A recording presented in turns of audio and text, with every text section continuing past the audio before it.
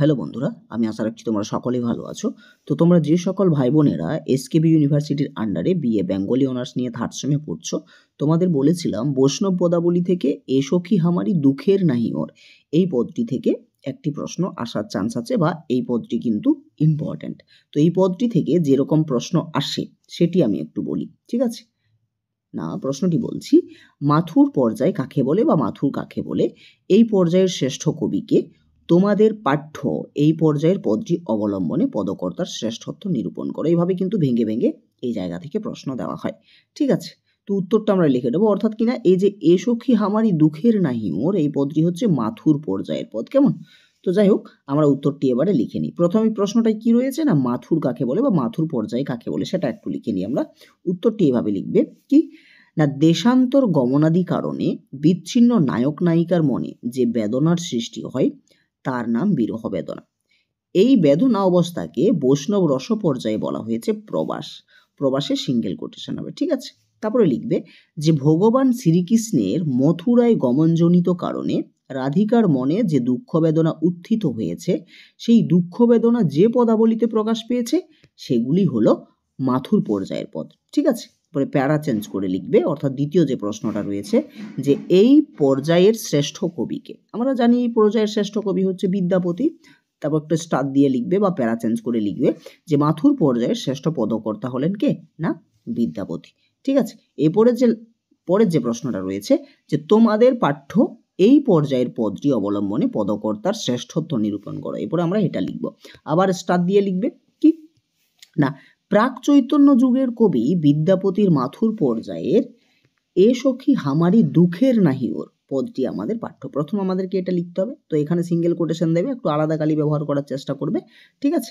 এরপরে প্যারা চেঞ্জ করে লিখবে। প্যারা চেঞ্জ করে কি লিখবে, একটু এর উপরে উপরে যে ভাব বস্তুটা আছে সেটা আমাদেরকে একটু লিখে দিতে হবে। প্যারা চেঞ্জ করে কি লিখবে যে আলোচ্য পদটিতে বেদনায় কাতর হয়ে নায়িকা রাধিকা বলছেন আমার দুঃখের অন্ত নেই, দুঃখ অনন্ত। এই ভাদ্র মাসের ভরা বাদল দিনে আমার গৃহ শূন্য, 10 দিক ঝেপে বৃষ্টি ঝরছে, মেঘের গর্জন চলছে বা মেঘ ডাকছে প্রচণ্ড পরিমাণে।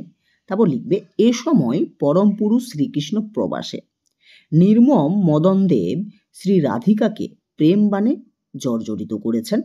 মুহুর্মুহু বজ্রপাত হচ্ছে, ময়ূর আনন্দে নাচছে, ডাহুক ডাকছে, পাশাপাশি ব্যাঙগুলো আনন্দে দিশেহারা হয়ে পড়ছে। কিন্তু আমার অর্থাৎ শ্রী রাধিকার বুক যেন ফেটে যাচ্ছে। এই চারিদিক আচ্ছন্ন করা অন্ধকার রাত্রে কান্ত অর্থাৎ শ্রীকৃষ্ণ কান্ত আমার কাছে নেই। এরপরে লিখবে যে বিদ্যাপতি সেই সময়ে বলছেন, কি বলছেন না, শ্রীকৃষ্ণ ছাড়া কি তার অর্থাৎ শ্রীমতীর দিন রাত কাটতে পারে, জিজ্ঞাসা চিহ্ন, ঠিক আছে? জিজ্ঞাসা চিহ্ন দিয়ে এখানে শেষ করে দেবে।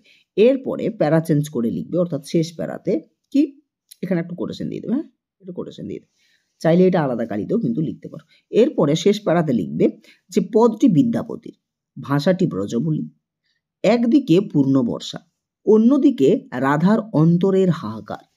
এই দুটি ছবি অপূর্ব সুন্দরভাবে ফুটে উঠেছে ব্রজবলির প্রয়োগে, ছন্দের পদলালিত্য ঝংকারে, বাস্তব ভাব ও ভাবনায়।